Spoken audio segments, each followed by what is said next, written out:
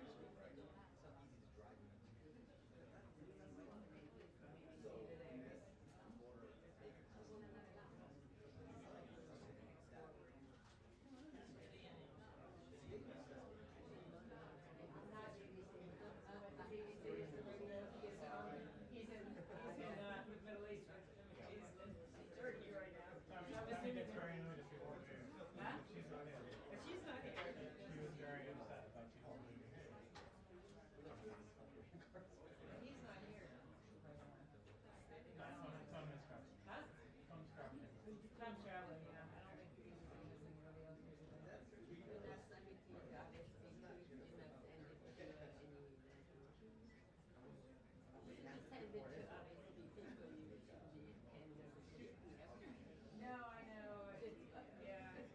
That's okay. I'm usually watching it in my booth. I don't come in.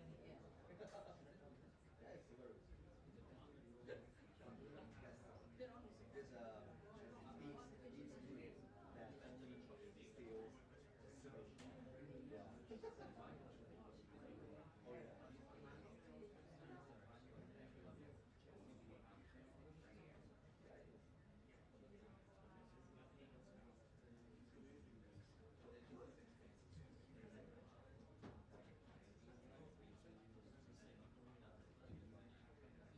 Oh yeah, yeah.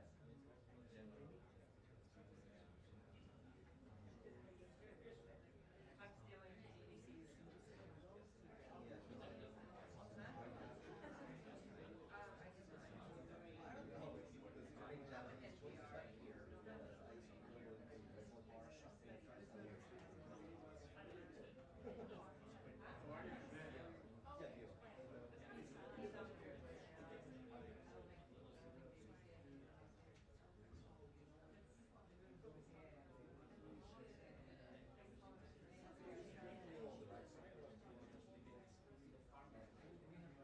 They call it Indian. I didn't hear that. I just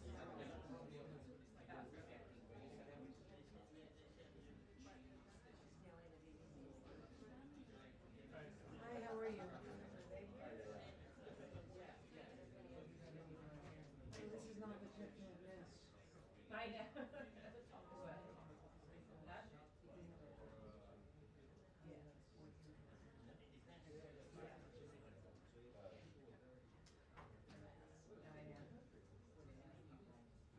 I didn't go because I just came back from a big family vacation on Sunday and I didn't feel like going. I was fine. I've only been to Yeah. Seoul. Yeah.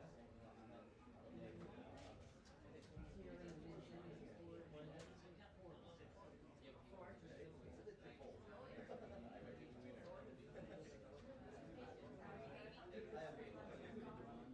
I am.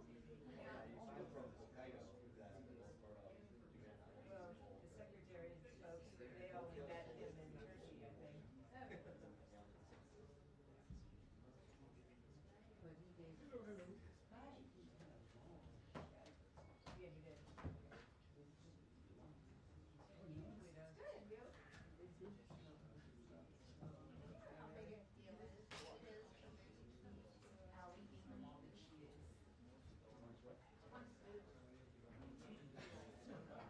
We don't have to whatsoever. I think Oh, good. Okay, so you're not. doesn't the press office has now spares? They want. I think they have spares.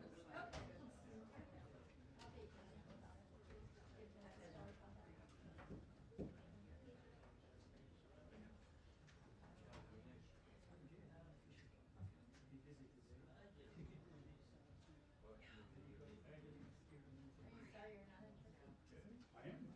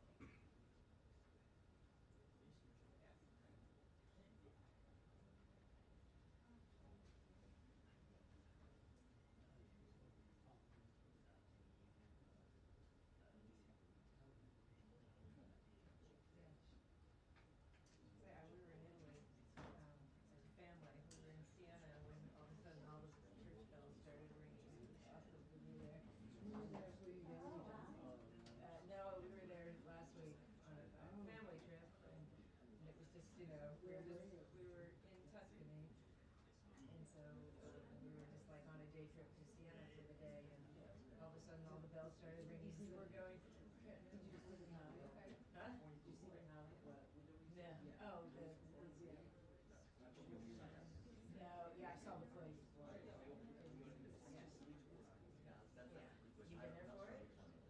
Yeah. Years and years ago, it was my favorite vacation of the whole. Yeah, yeah, yeah. My niece is going to be working in that area this summer, so she'll get to go see it. It's just wonderful. Did you stay in Tuscany? We stayed, yeah, my mom got like a villa off of an auction that she went to. So it was a villa for a week with a chef and everything. So it was my mom and dad and aunt and uncle and my brother.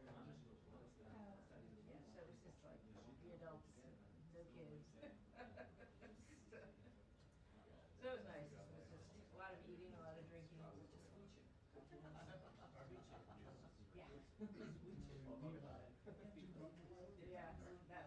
Yeah, that Lima trip was a little more adventure. This was a little different because it's, we went to family and it's not so mobile. So it's hard in some of the towns. Hello, everybody. Hi. Hi. Again, my name is Tommy Piggott, Principal Deputy Spokesperson. For those that are just tuning in, I'm in again for the day for Spokesperson Tammy Bruce, who is traveling with the Secretary. So a few remarks up top, and then I'll be happy to take some questions. Under President Trump and Secretary Rubio's leadership, the United States is ushering in a new golden era for the American people. This week in the Middle East, the administration has so far announced landmark agreements worth hundreds of billions of dollars. These deals will expand American manufacturing, strengthen critical supply chains, and fuel innovation. Meanwhile, at the Select USA Investment Summit in Maryland this week, Deputy Secretary Landau joined the Department of Commerce to promote new opportunities for foreign investment that will directly benefit American workers and businesses. On the security front, Secretary Rubio traveled to Antalya, Turkey for the NATO Informal Foreign Ministers meeting, where he underscored the United States' commitment to strengthening our alliances and enhancing military readiness. As the Secretary stated, to better protect our alliance, defense production must rise, military readiness must improve, and burden sharing must be real. The United States looks forward to charting a course towards the 5% NATO defense spending target. From Turkey, Secretary Rubio will travel to Italy to accompany Vice President J.D. Vance for the inaugural Mass of His Holiness Pope Leo XIV. This sacred moment marks a time of spiritual unity for Catholics worldwide, and the Secretary will join the Vice President in this prayerful celebration. And finally, to further support regional stability, the President also affirmed the United States' support for a peaceful future in Syria. As the President said, he is ordering the cessation of sanctions against Syria in order to give them a chance at greatness. From revitalizing America's economy to forging pathways to peace, the Trump administration is delivering on its promises. The results are clear, and more is yet to come.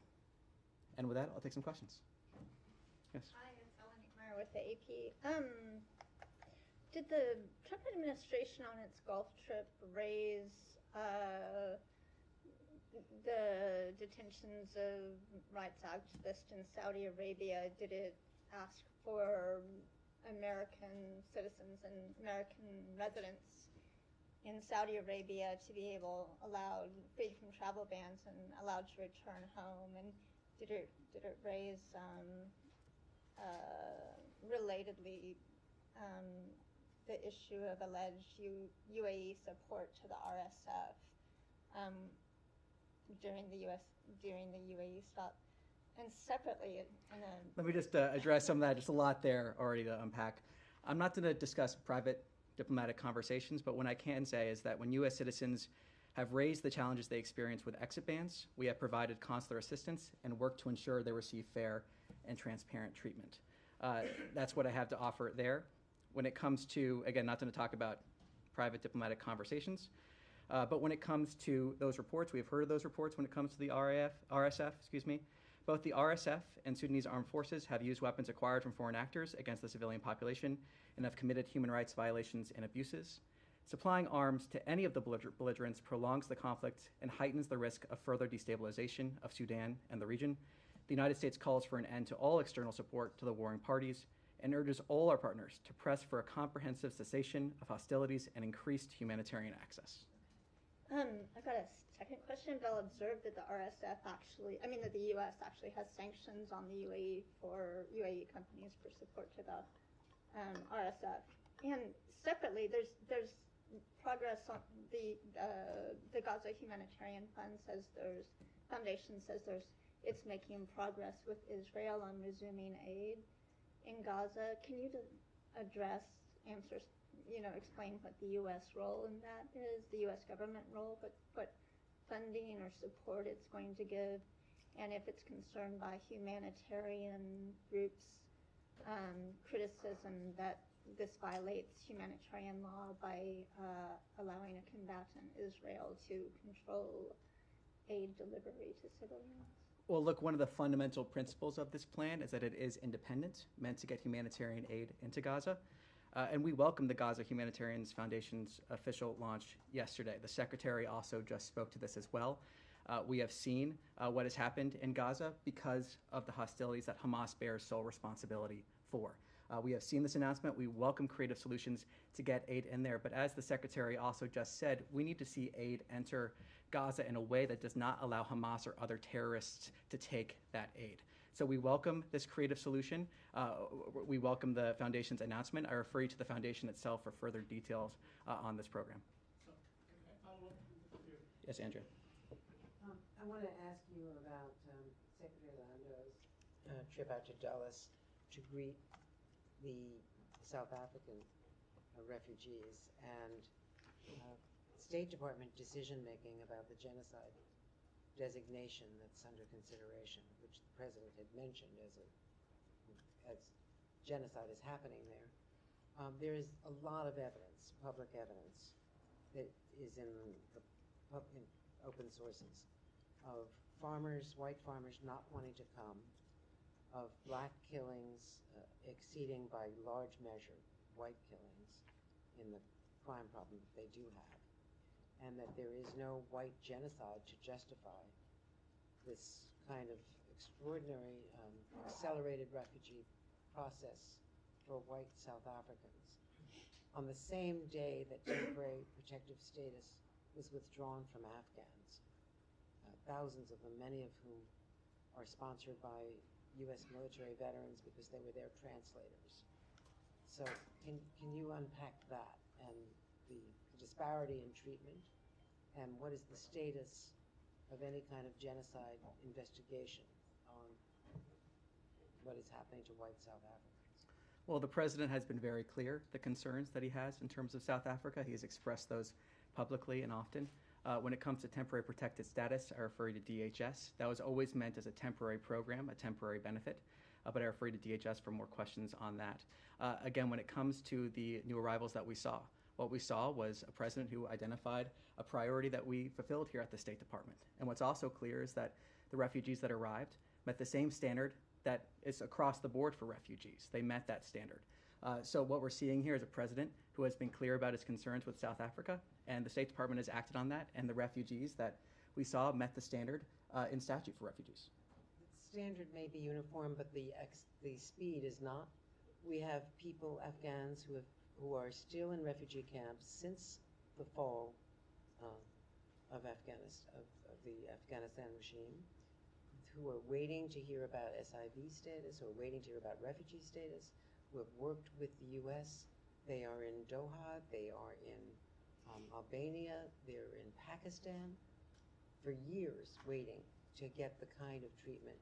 And that is not a DHS function, that is a State Department function.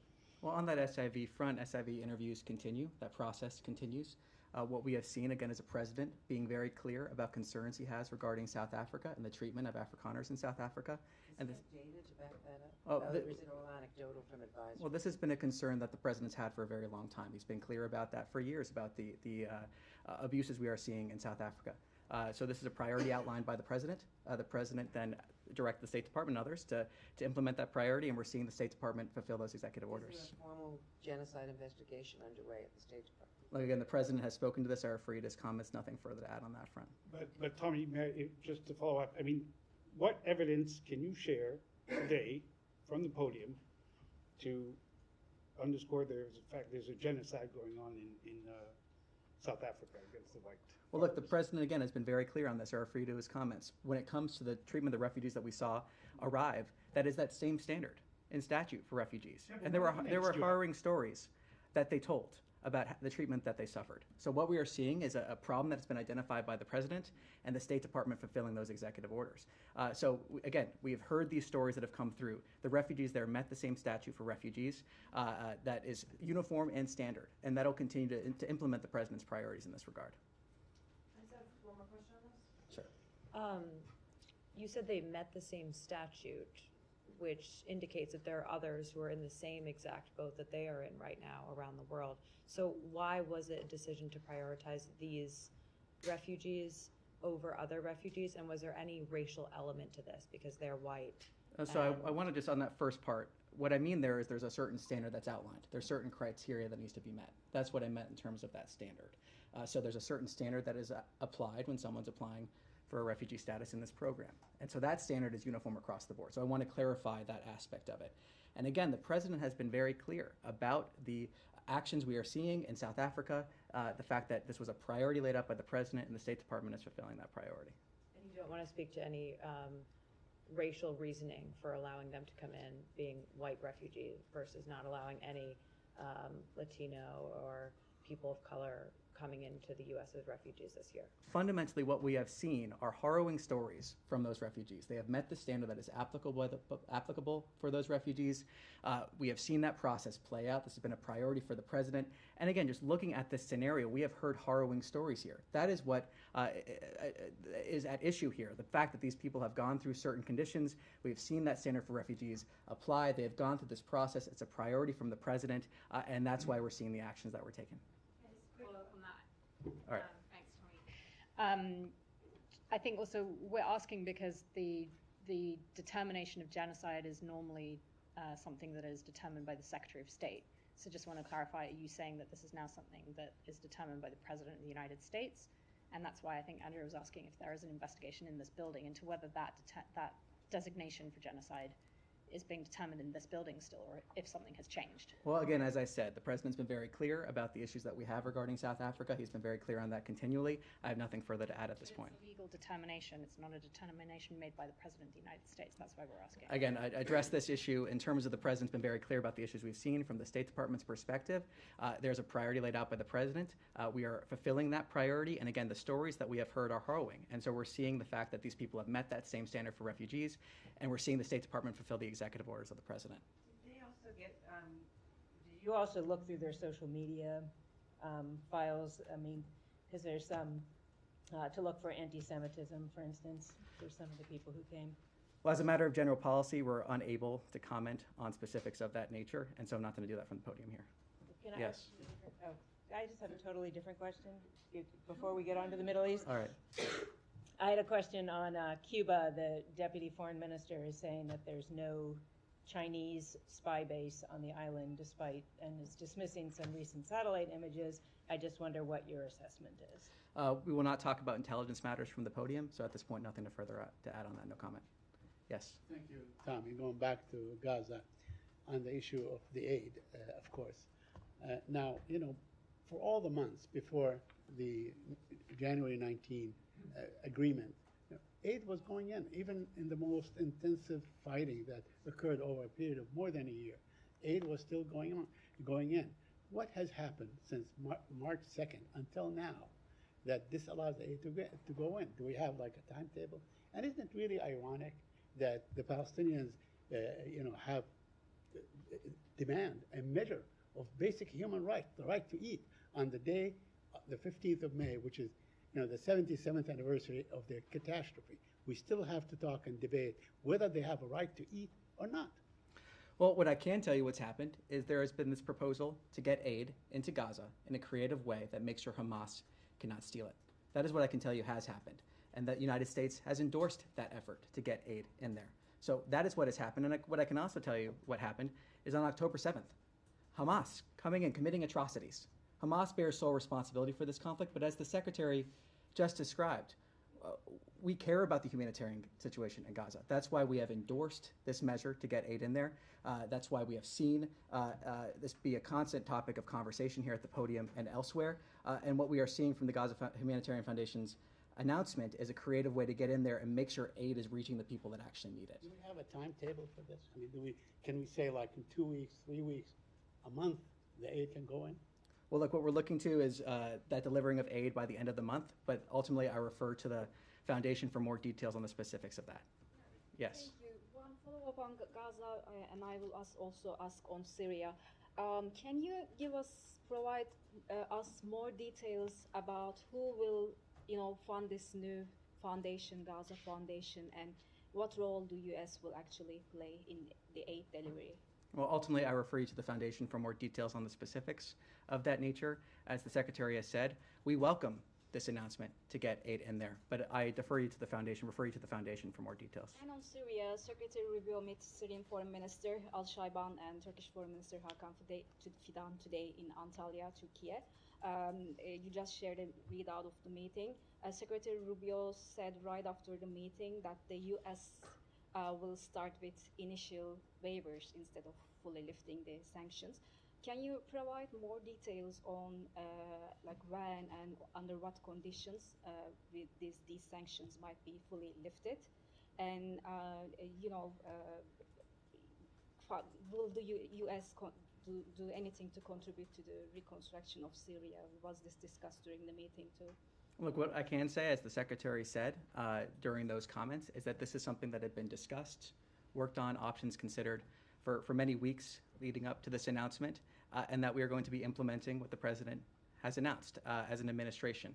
In terms of exact timelines, I have nothing further to preview on that front now, except for to say the fact that we are moving now to implement this announcement, and this was something that was discussed, as the Secretary said himself, for many weeks leading up to this announcement. Sir. Can we come back to the Gaza Foundation? Just to try to get some clarity on this. So you're talking about this being, the US has endorsed it, you're praising this creative thinking. Whose plan is it? Who is the Gaza Humanitarian Foundation? Well, the Gaza Humanitarian Foundation is a foundation. I mean, I refer you to them for more details on their leadership. But Should we call this a US plan? Is it an Israeli plan? The UN has said they're not going to be involved in it. So, who do we credit with this creative thinking? Well, again, as I said earlier, this is an independent plan in terms of making sure that aid reaches the people that need it. As the Secretary said, we endorse this plan in the sense that we want to see creative solutions. As he also said, if there are better options to get aid in there, we'd like to see those options provided. But ultimately, again, as he said, our priority here is making sure that aid gets to the people that need it in a way where that aid is not stolen by Hamas or other terrorists. When you say endorse, it sounds like kind of moral support, but is the U.S. providing any funding for this? Like, I refer you to the foundation for details on their funding, but why is that after the foundation? I have nothing to preview in terms of this. I'm asking State Department if the State Department is providing any funding for this. Nothing to preview at this time on that front. So all you're doing is providing endorsement. Well, look, as the Secretary said again, we welcome this creative solution. We see the plans moving forward there. They announced and detailed those yesterday. If I have my timing correct on that, refer you to them for more details on that. There's been reports that David Beasley, who's former World Food Programme head, is going to be involved. Can you speak to that? Anything about the leadership of this foundation? Well, when it comes to Dave Beasley would be fantastic. So we're hoping he comes on board as well. He accepted the Nobel Prize on behalf of the World Food Programme when he was leading the organization, and he's one of the most respected humanitarian leaders in the world. And sorry, would he lead the humanitarian conversations for the State Department with Israel and Gaza? Is that nothing further preview intention besides what I just provided there at this time. You're saying he would be good, but you don't have any information on him being involved? Again, this is the data that we have here in terms of David Beasley would be fantastic. So we're hoping that he comes on board, but nothing further to add at this time. I'm just, since he had the early one, we'll go over here. Thank you. Iran, today the president said the U.S. and Iran are very close to a deal and said that Tehran has already sort of agreed to terms. Can you elaborate on that? And is there another round of direct, indirect negotiations scheduled to get this over the finish? Well, not to comment on private diplomatic conversations nor negotiate through the media when it comes to the details of these negotiations, these talks. What I can say again, as we've reiterated here, is that the president has been clear that Iran can never have a nuclear weapon. The talks have been described as constructive by the participants in them. And so, again, Iran can never have a nuclear weapon. And the president has been clear he wants to see diplomacy, he wants to see a diplomatic solution here. Yes. Tommy, can you speak to the remaining meetings for Secretary Rubio in Turkey and in Europe? I think you just mentioned his trip on Sunday, or the trip regarding the Vatican. But in terms of discussions about Ukraine, do you have anything to preview or to share in terms of will he engage with Ukraine's foreign minister and the other officials, even if Minister Lavrov, or even if the Russian government does not have a presence at the secretary's level in terms of officials engaged in Turkey at this point? Well, the secretary just spoke to this a little while ago. I refer you to his comments on that. Yes. Yeah. Right. Thank you, Tommy. A question on Syria. After the president's meeting with the Syrian interim president and today's meeting between Secretary Rubio and Syrian foreign minister, do you recognize this Syrian interim authority now, or you still hold your previous position on that? Well, look, what we want to see, and taking a step back, is Syria take certain actions that were detailed in the readout the White House put out. We've also seen the Secretary discuss this in terms of movement forward. I don't necessarily want to get ahead of where that movement might be, but ultimately just to reinforce and reinforce the fact that, as the President said, we want to give Syria a chance at greatness, and we are working now to implement what the President announced in his speech in Saudi Arabia. And Secretary Rubio was touching the importance of protecting the human rights of all Syrians. We have seen this interim authority were violating many international laws, and they were even harassing the Jewish people and the Kurdish and the Christians. What's your position on these minority rights in Syria? After you met with the Syrian foreign minister and after the president's meeting with Ahmed al-Shara? Well, again, not to discuss the private diplomatic conversations that were happening in that regard. We have been clear in regards to any nation that we have certain expectations, and there have been expectations that the president has communicated to Syria regarding a whole host of actions. And again, those actions that we're hoping that they take are hand in hand with this announcement in terms of lifting sanctions, that opportunity to achieve greatness. So it's the cessation of sanctions, but also the actions we're hoping to see them take would then contribute to that long peace, that prosperity that the president and secretary want to see for the entire region. Yes.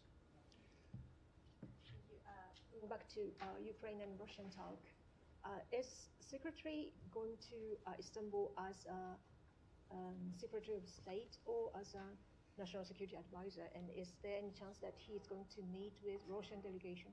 Well, again, the Secretary spoke to that just recently. I refer you to his comments on that. Nothing further to add. Yes. Thank you. A high-level meeting of trade ministers from major countries is being held today on Jeju Island, South Korea, ahead of the APEC summit to be held in Gyeongju, South Korea, in October and November. Is there a possibility that additional U.S. and South Korea follow up the U.S. and China bilateral additional talks will be held? Well, what I can say is that the president has been clear he wants to strike deals that benefit the American people. And when we see that, that also benefits our relationships with other countries. We're seeing benefits that help both in our bilateral relationship and that. So nothing to preview on a specific agreement, but I will say I think this is a testament to the fact of the president's agenda, the fact that we have seen historic deals that have been brokered by the president that are already yielding results for the American people. We've seen inflation come down, gas and grocery prices falling. We've seen investment entering the United States. Of course, the major announcements we also see in terms of investment in the Middle East this week, but also in general, we're seeing a flood of investment into the United States. We're seeing that benefit for the American worker. And again, by putting that American worker first, the American people first, that leads to deals that benefit both countries in the sense of trade agreements. So again, we've seen countries come to the table, and the president's the best deal maker in the world. Quick follow-up, the ceasefire talks between Russia and Ukraine failed. And do you predict that the meeting between Putin and Zelensky to take place soon? Or? Well, I'm not going to speculate on that at all. Yes. Thank you, Tommy. A couple of questions. One on Syria. First, I want to understand, does lifting sanctions on Damascus come up with any conditions And secondly, on May 17th, the Arab League is scheduled to be held in Baghdad, Iraq. Does the Secretary Rubio attend the meeting? Nothing to preview on that second question. Again, on the first, let us reiterate what the President said. This is about giving Syria an opportunity for greatness. And there have been actions that have been communicated by the President. It was detailed in the readout that the White House put out, have been detailed again from this podium in terms of actions that Syria should take. And those actions that we hope to see them take go hand in hand with that opportunity for greatness, that if they take those actions, we could see a long peace, prosperity, again, something that the President wishes for the entire region. Yeah. Thank you very much. After successfully mediating ceasefire between Pakistan and India to prevent dangerous escalation in the region, President Trump has said that he will work with both countries to see if they could arrive on any solution for Kashmir dispute. What is your take on it? How does the State Department see this issue? Is it bilateral for you, or it is open for any third-party mediation? Well, look, what we're happy to see is a ceasefire. That's what we've said for the last couple of days now, and we want to encourage and see direct talks between the parties. We have been clear on that. Taking a step back, the President is a peacemaker, and we celebrate the advancement of peace, and we hope to see the ceasefire be maintained. And the President has also been clear in terms of the praise that he has given both prime ministers of both countries for the wisdom and the fortitude that they showed by choosing the path of peace. Yes. Thank you very much, Tommy. Thank you very much, Tommy. One on Pakistan and one on Afghanistan, please. Both the leaders in Pakistan and India, in Pakistan, he is known as a fake prime minister, and in India, the prime minister is known as a big hater of Muslim, Christians, and Sikhs. Is the State Department at all worried that now when they have extended the deadline till 18th, after that, any nuclear thing is being discussed seriously or not? Well, again, what we are happy to see is a ceasefire, and that's where our focus remains, the direct talks we want to see. And again, the President has been clear praising both prime ministers for choosing the path of peace. Second one on Afghanistan, please. Afghan girls are now without education for 3 years.